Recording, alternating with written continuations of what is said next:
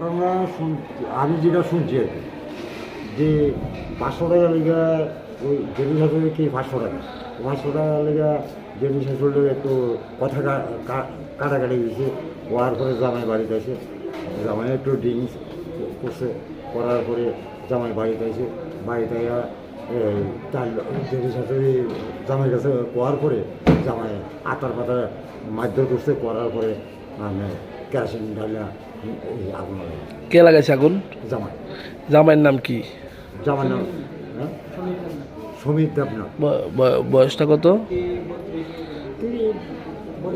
আর মেয়ের নাম কি? 32, 30 থেকে 35। মেয়ের নাম? মেয়ের নাম শিল্পী দেবনাথ। কত বছর হয়েছে বিয়ে হয়েছে? 6-7 বছর। সামাজিকভাবে বিয়ে হয়েছিল? হ্যাঁ, সমাজে। তার মধ্যে কি অশান্তি হইতো এরকম সবসময়?